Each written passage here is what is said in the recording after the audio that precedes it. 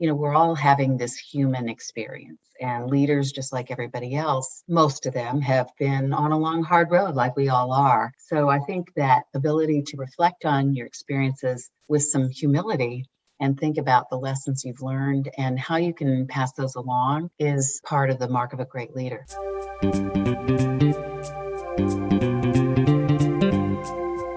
Hello and welcome to the Innovative Mindset Podcast. I'm your host, Isolde Trachtenberg. On the show, I interview peak-performing innovators in the creative, social impact, and earth conservation spaces who are working to change the world. This episode is brought to you by Brain FM. Brain FM combines the best of music and neuroscience to help you relax, focus, meditate, and even sleep. I love it and have been using it to write, create, and do some of my deepest work. Because you're a listener of the show, you can get a free trial. Head over to brain.fm/innovative mindset to check it out. If you decide to subscribe, you can get 20% off with the coupon code Innovative Mindset, all one word. And now, let's get to the show.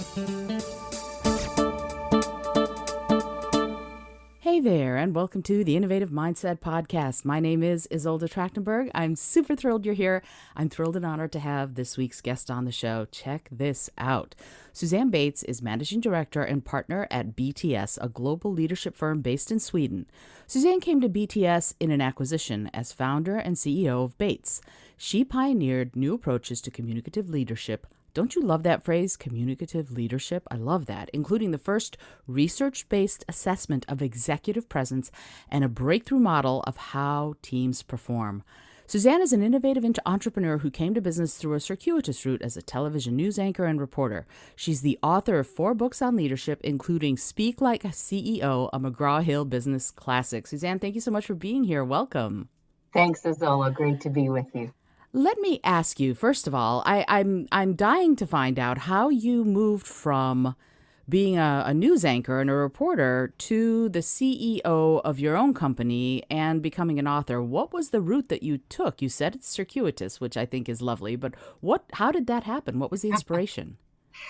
Well, interestingly, you don't learn much about business when you're a journalist unless you're a business reporter. So I can say that I had almost no background in business when I started my company, but I did have a desire to change my life and go in a different direction. And I had a father who was kind of an entrepreneur as well. So, I think I was looking for a change and to make a different impact in the world. I loved being a journalist for the time that I was in that role for 20 years. It was a lot of fun.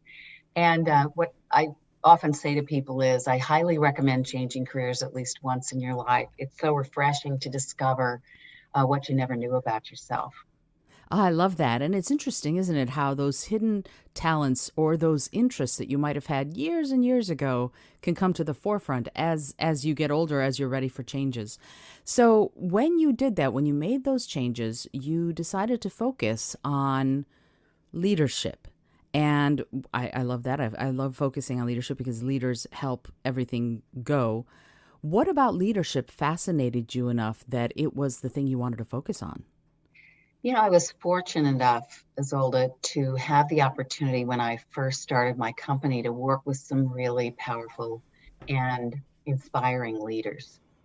I was able to do that work because they knew me from television and because they trusted that I could help them communicate. And, that's something you don't learn in business school, right? You don't learn how to communicate in a powerful way with your important audiences, and you get promoted to the top because of your business and financial acumen. So it was a nice opportunity for me to get introduced to some very senior people. And, I guess I just would say I wanted to understand what made them so great and also what enabled others to develop into leaders. And one of the things that I discovered right away is that the best leaders invest in their own development throughout their lives. They're lifelong learners. And they're always seeking. There's a combination of confidence and humility, and that was actually one of the first things that I noticed about the leaders I admired, and ultimately was built into the model of executive presence that we created. I'm taking all that in for a second. It's fascinating to me because that notion of being humble, I get, but there's another part of this that I think that you started touching on that I'd love to delve into a little bit deeper. This is, after all, the Innovative Mindset podcast, right? So there seems to be needed a sort of open-mindedness, a need to learn, and a need to perhaps try things differently in order for things to see what will work. So I'd love it if you'd talk a little bit about what those methods might be for leaders, that they are lifelong learners. They read, for example, or something like that. I think Buffett says he reads a book a week or something. Mm-hmm. What do leaders do to learn? And how do they then pass those teachings down to their teams? Yeah, it's a great question. I mean, leaders are different and they learn differently, just like all of us do. But I think what differentiates the best ones is that they learn to reflect on what their experiences and to Mm. take lessons away from those experiences. And those are the experiences that shape them and make them who they are. And when they're able to communicate that in an authentic way, they're really able to connect with others, because we're all having this human experience, and leaders, just like everybody else, most of them have been on a long hard road like we all are. So I think that ability to reflect on your experiences with some humility and think about the lessons you've learned and how you can pass those along is part of the mark of a great leader.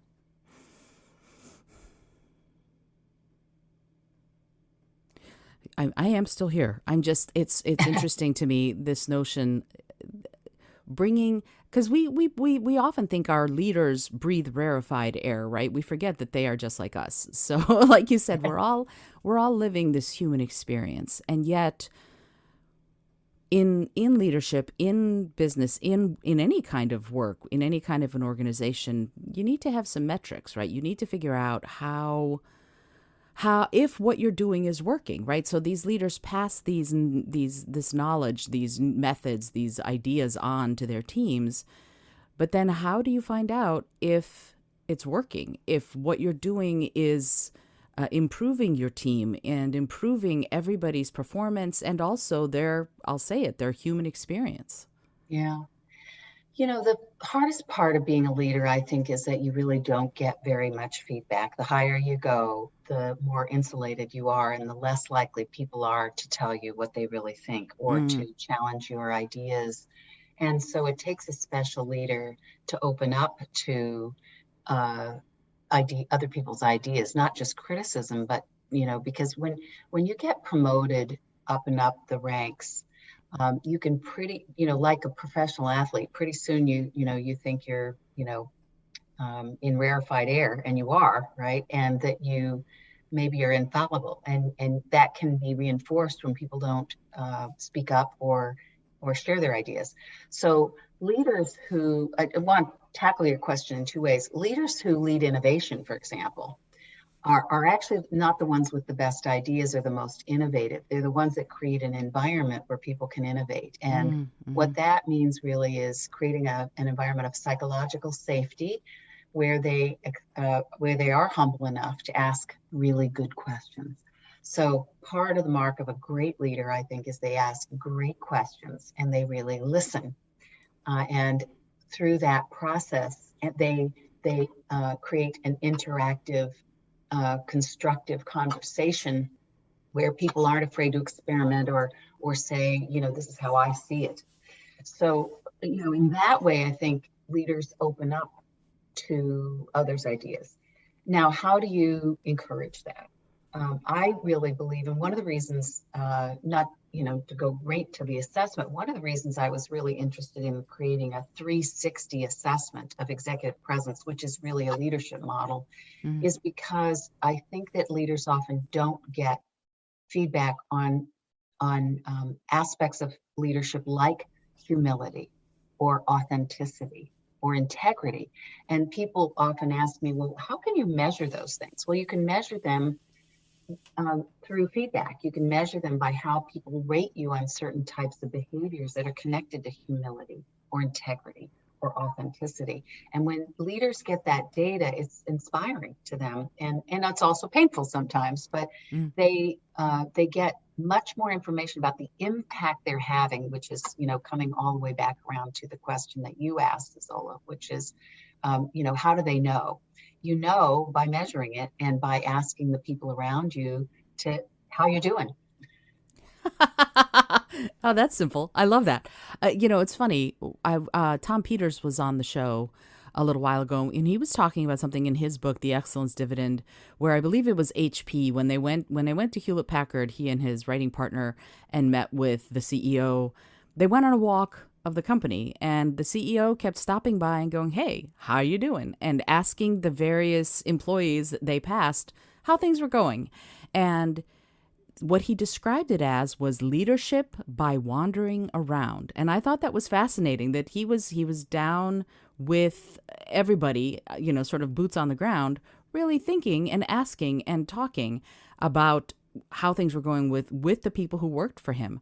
So I'm wondering, when you're talking about this assessment, which sounds amazing, by the way, how do the employees feel comfortable enough to give honest feedback? What kind of parameters are set so that the leader gets to hear it, but also that the employees have the confidence that it's okay to speak up? Yeah, that's such a powerful question. The most 360 assessments are set up so that there are groups of raters like your peers, your direct reports, your boss, others. And so they're lumped together in a group. And even though typically, at least in our assessment, the leader invites people to participate so part of that question is inviting people to be candid and forthcoming in their comments and their scoring. Mm-hmm. And once the leader gives permission for that, and that could be whether you're doing a 360 or whether you're just having a conversation, that is the first step. The second step is their comments are anonymous, their scores are anonymous. However, we also encourage leaders to go back to, we call them their raters. So the people who participate in a survey like that Mm-hmm. and have meaningful conversations with them. Well, again, you have to set a psychologically safe environment to have that conversation. So what sometimes people want to do when they get feedback is say, well, what do you mean? I've tried to do this. I'm misunderstood, et cetera, et cetera. And what we have to do as leaders and really as people, any of us who are seeking feedback or wanting to get better at what we do is make it safe for people to say what they really think and to listen with respect and not respond until we've had time to process. That is an art.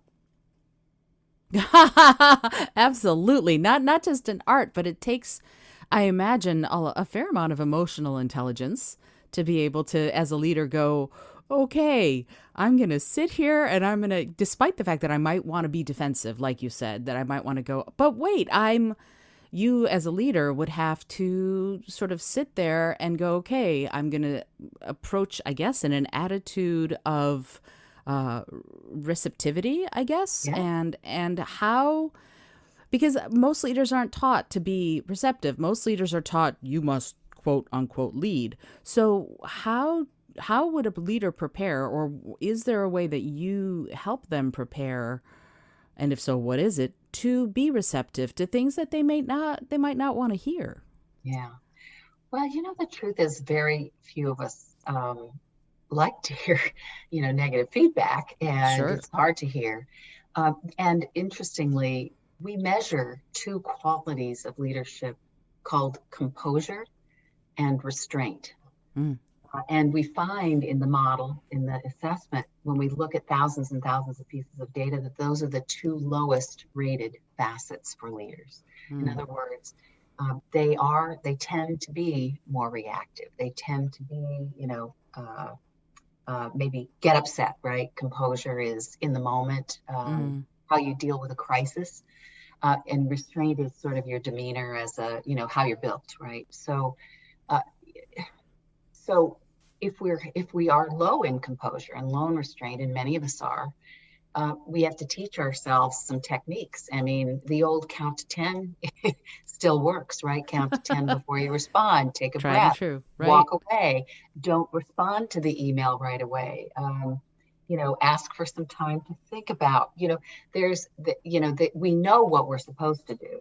It's a matter of, can we manage our emotions in the moment to do that so that we are able to show up as our best selves when we do re-engage. So, it's a quality of, I think, advanced, mature, personhood and leadership, Mhm. to be able to feel the emotion and still tell yourself intellectually to wait.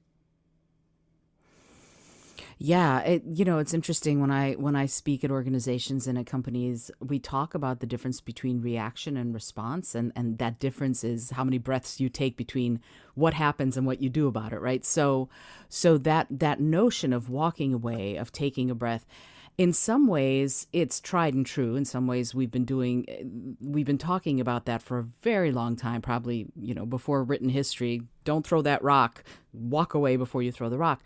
So what do we do now in a time when things are everything's crunchy? We're all a little burnt out with COVID and everything.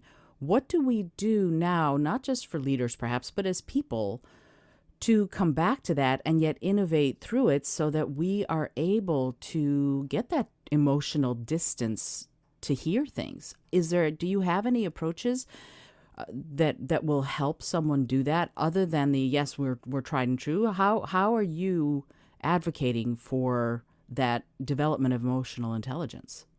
Yeah. Well, there's a much greater recognition today about the role that emotional intelligence plays in leadership. So there's much more conversation about it. There's more development, I think, happening generally in that area. And that's a very broad statement. But I think our generation of leaders, if you will, and the next generation of leaders, are a little more aware. But COVID and working remotely has really challenged us. And Mm. I'm working right now on some work on teaming with a couple of other partners, thought leaders. And teaming is, teams of teams working together, which is really, how work gets done. And there's a lot of misunderstanding about um, what role emotional intelligence plays in the work of teams as well. So, Hmm. for example, conflict is good, right? Conflict is not something we should avoid. And in COVID and in remote work, sometimes we're less likely to engage in constructive conflict. So in the attempt to reserve or not show emotion or not react, sometimes we can overdo that and not have the conversations that we need to have. And all this has been made much more difficult by remote work, which is here to stay. So I think that what's going to change, or what's going to evolve, is a very good question, because we're living in a time when, especially in North America and the US in particular, the political and social environment is so polarized, Mm. and people are already worn down by that, that they're becoming afraid just generally to have a conversation. So while that might make things seem more okay on the surface, it actually creates failure in organizations, a failure to deal with what's real, and differences of ideas, and different people seeing things through different lenses. And we're going to have to teach ourselves to do that. Oh, wow. Okay. Again, you're dropping a lot of wisdom, Suzanne, and I'm so grateful, but you're giving me so much to think about that I'm going, I need to get myself together and ask the question that I need to ask here, and that is, how do we do that? How do we make those inroads to learn that? Because it is, like you said, location independence is here to stay in some ways. So how do we corral that and make it a workable model moving forward? Yeah. There's another quality of leadership, and I think, humanness, called resonance, also a social emotional quality of leadership. And resonance is the ability to not just be with somebody and understand, but to anticipate in leadership how something might feel for them, how they might receive it, how they might interpret it, the impact that that might have on them.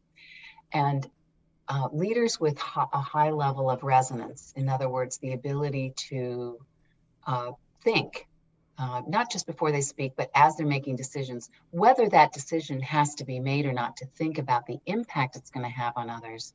And also to think deeply when they hear, maybe in the distance, they hear about something going on, to want to explore that further, to understand how are people really thinking and feeling.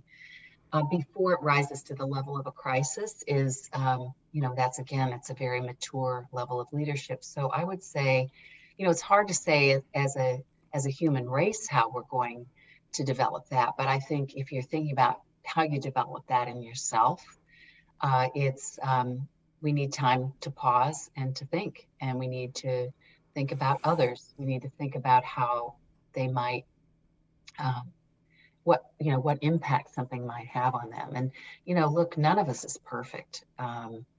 You know Recently, we've been very, very fortunate on our own team. We've had a really, really long time employees who've stayed with us and love working with us. But we did have somebody leave recently, and we knew it was going to have a big impact on the rest of the team. And, if the simplest things, I mean, you've got to schedule meetings with them, you've got to call them and talk to them and take the time to do that. And, I think sometimes we believe as leaders, we don't have time to do that because we do have so much to do.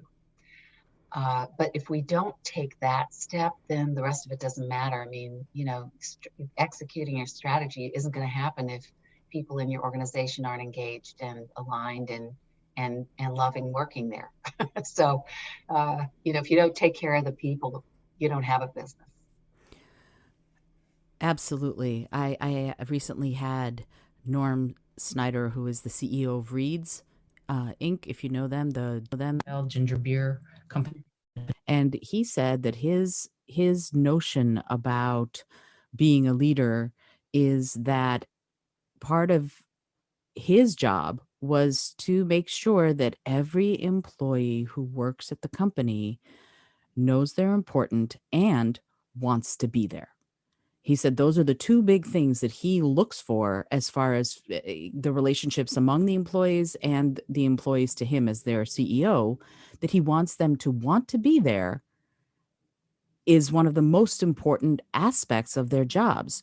So once again, I find, every time I talk to a leader like you and like Norm, we end up in that space of we want to make sure that the culture of our organization or company is such that employees feel safe and they feel happy where they are and they feel confident coming to me if there's a problem. And so this is a huge question, but how do we support that? How does a leader who wants to remain on that cutting edge and be innovative support that kind of culture? Well, you model it from the top, of course. And, if any leader who speaks like that about how important people are in the culture can model it, and those who get it are going to get it. And, I like to say, and, if you think about leading a team of people and trying to encourage those leaders to act in similar ways toward their folks, um, a wise person once said to me, didn't come from me, but culture is the worst behavior you'll tolerate. Oh my. That's a very fascinating way of looking at it, and I both love it and hate it, I have to say. So within that, modeling it from the top, you as someone who works with leaders, you have in some ways probably a tough job when you come up against a leader who doesn't have that, as you put it, mature and developed way of looking at things. What kind of innovations do you encourage in a leader who perhaps isn't ready to lead in this way? You know, that changing ourselves in any way is hard. And, the way I always look at every leader as, I don't look at people as broken. There are some leaders who've really gone off the path, and there are some people who don't belong in those jobs at all. But it's the job of the organization to know the difference Mm. and not to allow people who are way off course for whatever reason to be in a position of leading others. At the same time, I think that we can all go a little off course. And so usually I find with leaders who have, the right stuff, have what it takes, may have fallen into some bad habits, or they might be over rotating on qualities like confidence that have gotten them this far. But the old Marshall Goldsmith saying, what got you here won't get you there. They've gotten this far, but it's not working for them anymore. And getting feedback on those behaviors is part of what motivates them. And you might call that a mindset shift. So opening yourself up to a feedback and then receiving that feedback and understanding the impact that it's having on others for many really good leaders is a strong motivator. And then all they need are some, some tips or tricks or, ways of just reminding themselves. I have a colleague who recommended to a guy once that he just take a sticky and put a question mark on it and stick it on his phone to remind him to ask people at least 2 questions when they called him. And he said it worked like a charm. I mean, there was that sticky, and he wanted to change, but he just needed the reminder.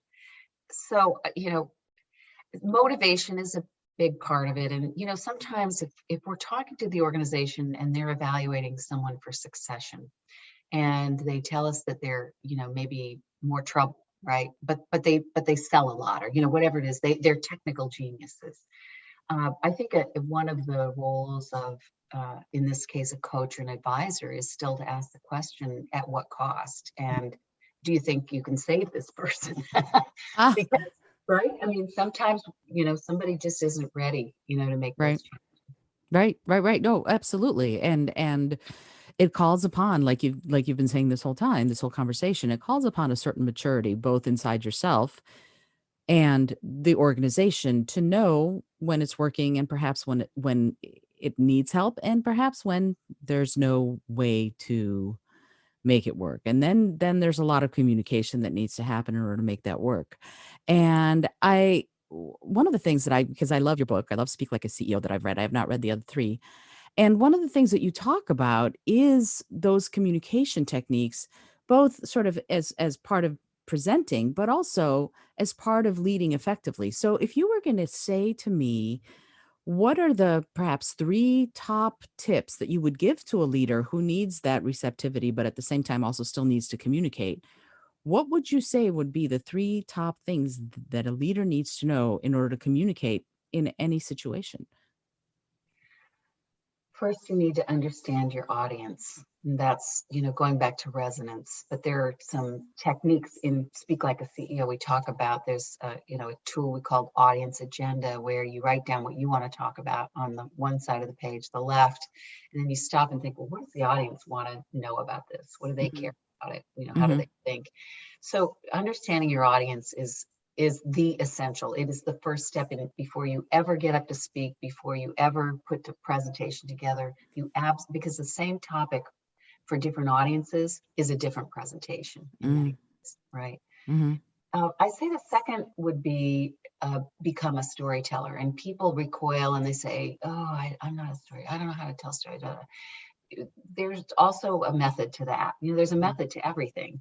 My husband wrote a book on how to write the third act of a screenplay. I mean, there's always ways to break it down. And Right. we have a method for storytelling for leaders, which is, a 6-part process. So, you need to teach yourself, because people learn through stories, and they connect with you as a human being when they hear about the real life observations you've had. Now, don't make yourself a hero in the story. You got to make other people a hero, right? But what have you learned in your time, on this earth, that, would help connect to them? Uh, I would say the third thing, it sounds kind of basic, but you do have to know the nuts and bolts of communicating. And, Mm. in email, what that means is treating people with respect, using a salutation, writing complete sentences, unless you're just chatting back and forth. I mean, that's different and depends on, the culture of the organization, but at the front of the room, you do need to master the techniques of standing up and speaking effectively. I mean, there's a reason why people used to admire.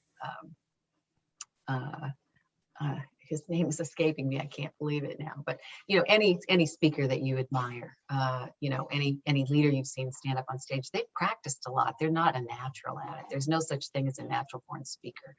It's a skill that you can learn. Oh, I agree completely. And How to Win Friends and Influence People. When Dale Carnegie was writing that book, he was talking a lot about that notion of being a better speaker means in some ways being a better listener. And I love that. But he also had these tried and true techniques like say the person's name correctly. It's again, like you said, it sounds basic, but these are the kinds of things people love hearing their name and people love hearing their name said correctly. So some of these interesting innovations we seem to be circling back to, if you see what I mean, instead of going, oh, this is brand new. It's actually, no, it's 80 years old, if not much older. Right. Yeah. So when we're in that situation, if you're standing up and you're going to be giving uh, any sort of presentation or speech, all of those things make a lot of sense. And yet, is there something that's coming that's new, that's someone who has studied Carnegie and all of the other speaker authors and professionals? Is there something new? Is there a new thing that you might want to offer for someone who goes, oh, I want to do this and I want to do it really well in this new digital, we're all going to be working from home age? Yeah. Well, there is, I think there's some really, really great innovations in technology for communicating or for interacting, in a conference, not even just Zoom, because a lot of us have gotten used to that, but, becoming adept at that, at using, not just emojis, but, reactions and things like that, or using polling and using other ways of interactivity really is where it's at. So if you Mm-hmm. think about uh, the digital age that we're in. In the early phases of it, it was just like everything else. We were talking at people. Mm-hmm. And then we realized that that wasn't very interactive. It wasn't a great way to learn. And I mean, one of the things that we've been working on, and it gets a little away from presenting, but just, as a maybe to stimulate the conversation a little bit, when we're, thinking today about how we design our digital learning, in other words, how would I take some of the elements from the speak book that you talked about and teach that in a digital format. You can't just voice over PowerPoint for 15 minutes. Nobody will listen to that anymore. And you can't just sit, I mean, podcasts are beautiful because we're doing other things and it takes us to another place while we're doing those things, whether we're walking or exercising or, sitting by the fire. But when you're learning, you need to be interacting. If it's requiring you to be fully attentive, then we have to ask questions. We have to do knowledge checks. We have to make people feel like they're there, not just, Sure. that we've recorded something we expect them to sit and listen to. And similarly, if you're at the front of the room, there's all kinds of audience interactivity now, polling and other things that are becoming even more common, I think. When I speak, I like to, always have liked to make it interactive. So even if it's a keynote, I go out into the audience, I get people to talk in pairs.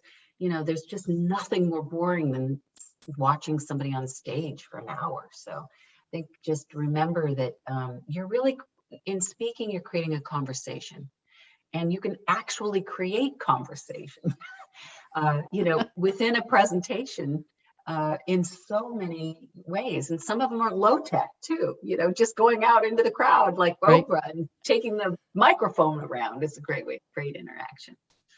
And you get to talk and you get to talk. Absolutely.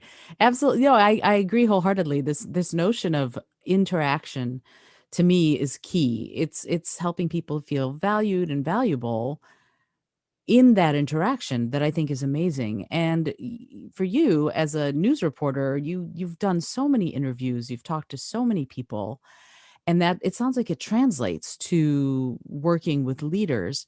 But how did you decide to invest in that in these kinds of innovations? Well, part of it is necessity. I mean, if you're going to stay relevant and think about thinking about innovation for a moment. I mean, we're at a time in our human history when things are changing so rapidly.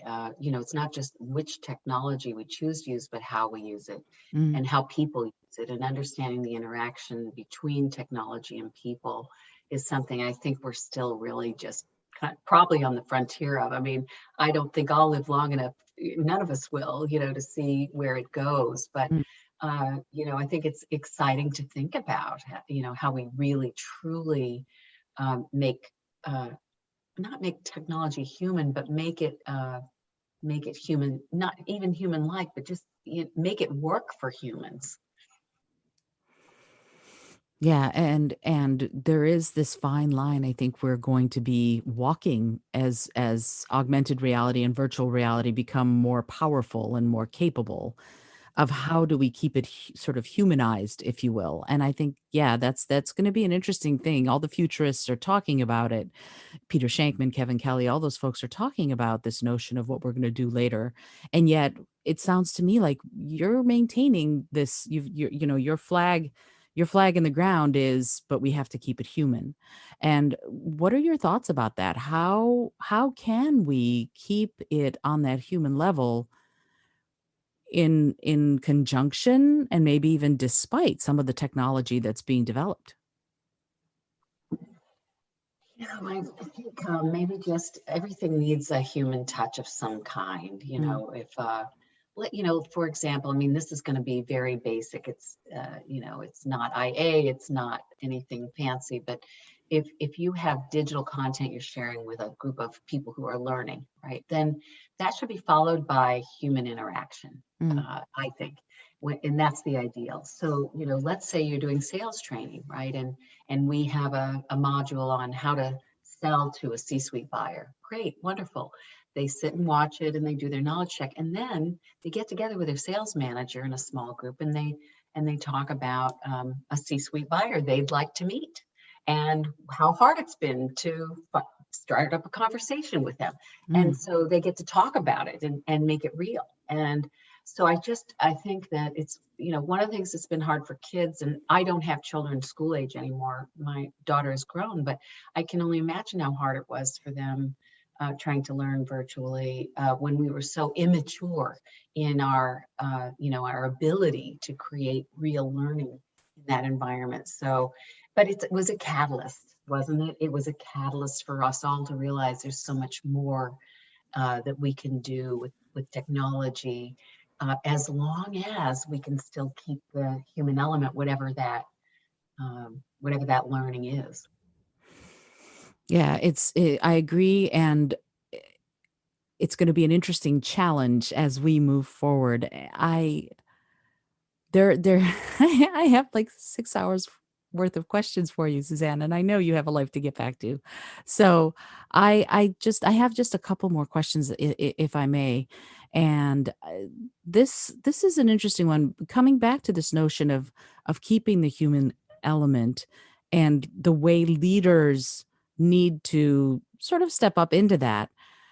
Going back into the mind of the leader for a second, how does a leader, I don't know how to ask this question now that I'm thinking about it, because it really is, if we're going to keep that human element, and leaders require or need to have that sense of maturity, yet they need to also kind of be on the cutting edge. How do they do that? How does a leader combine all of that and drive innovation? It could be in technology, it could be in other industries, but how does a leader do that? How does a leader have all of these skills and maintain their own composure and still either be on the cutting edge or inspire their people to drive innovation? Well, I think we sometimes assume that we understand what motivates other people. And what motivates them isn't necessarily what motivates us. I mean, we all have to, in an organization, any kind of organization, we have to have a kind of a shared mission and purpose. And most people, especially today, especially the generations coming up, to them, that's very important. They need to feel connected to the mission and purpose of the organization, which means leaders have to communicate that. So, Mm, even in, for example, in insurance, what are you doing? What you're doing in life insurance is making sure the family is okay, when you're gone, right? And so getting other people connected to whatever that purpose is, and then understanding their individual motivations mm, is a big part of it too, mhm, right? So, I was talking to somebody, a leader the other day who his company was about to be acquired, and I said, some of your employees are going to be upset. You know that, right? You're going to have to, talk with everybody. They're going to be motivated and mobilized by different things. He said, yeah, but we're going to become part of an international company. I said, yeah, and some of them don't care a whit about that. Right? They just want to do their jobs. And he's like, you're right, right? So what excites us isn't always what excites other people. And if we can just remember that and try to be in touch with all the individuals on our team about what's mm, exciting for them, mm. then you're going to get their best efforts, and you're going to be able to harness or set free, I'd like rather say, set free their energies to create and innovate. And I love that you said that. It's interesting to me that this notion of setting free their energies, I love that. I love that notion. And yet you have had a similar thing just happen to you very recently, right? Your company was acquired by a global public firm. They were acquired by your company was acquired by BTS. Have they done that? How has that affected your entrepreneurial and innovative approach? Well, I think I was very fortunate and also thoughtful about choosing a company that is entrepreneurial, even though they're large. It's a very unusual culture. And it was, I think, for both BTS and for me, that was an important consideration Mm, in deciding whether we got married up. Having said that, of course, when you're in a larger company, you do different things, you do things differently, right? mhm, And mhm, so, as far as understanding what motivates people, I think it's still important. Although I've certainly had the privilege of working with leaders who have been, engaged in M&A, there's nothing like going through it yourself to fully appreciate the impact that it has on people. And, it's even more important in situations of change, whether that's an acquisition or any major shift mm. that you're making. And most companies are going through a major shift to reconnect with people because you're going to be surprised. You're going to be surprised at how they feel about it and what challenges they feel. Some people love change. Some people hate change. What would make them happy. We're full circle back to something we talked about at the very beginning. That, if we don't really understand people and if we aren't resonant with them, um, we're not going to be able to have a happy organization. And without a happy organization, innovation and creative drive are going to fall. That's going to be one of the first things I imagine that would fall off. Yeah. You know, Suzanne, this has been such an amazing conversation, and I would love it if you would just give us where people can find you, because I know if you're listening to this, you want to find out more about Suzanne Bates and the work she's doing. So, Suzanne, if you could give sort of your website and your social channels so that if somebody wants to connect with you, that they can. Thank you. That's a lovely offer, Isolde. Thank you. You can find me on LinkedIn, Suzanne Bates, and you can find me on the BTS website at bts.com. But there's a lot more information about the things we talked about today on the website that's still up, which is the Bates website, bates-communications.com. And if you're interested in the books, all four are on Amazon: Speak Like a CEO, and the newest one is All the Leader You Can Be. Ooh, we didn't talk about that, and I'm definitely going to put all of those links on the show notes so you're going to be able to find them there as well. Suzanne, I'm so grateful that you took the time to talk about this, and especially moving forward into this uncertain, in some ways, future. It's really good to hear that you're working with leaders to help them embrace it and also develop cultures in their own organizations that will swim instead of sink. So I'm I'm so grateful for you and for the work you're doing.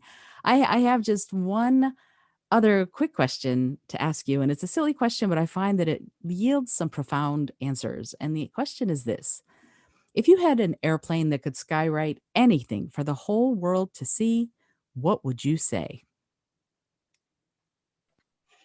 Mm, what a lovely question. Live today. That's beautiful. I love it. I love it. What a wonderful sentiment. Absolutely. This is it. This is what we've got right now, the presence. Suzanne, I'm super, super grateful that you took the time and you left so much wisdom in this episode. I'm so thank you so much for being here. I really appreciate it.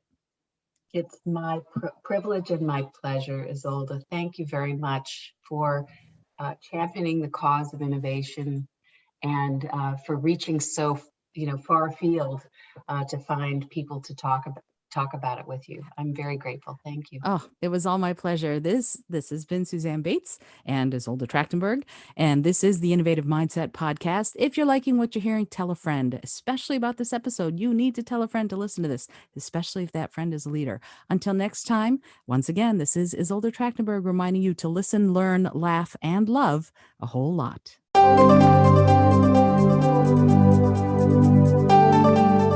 Thanks so much for joining me today. I really appreciate you being here. Please subscribe to the podcast if you're new. And if you like what you're hearing, please review it and rate it and let other people know. And if you'd like to be a sponsor of the show, I'd love to meet you on patreon.com/innovative mindset. I also have lots of exclusive goodies to share just with the show's supporters there. Today's episode was produced by Isolde Trachtenberg and is copyright 2021. As always, please remember this is for educational and entertainment purposes only.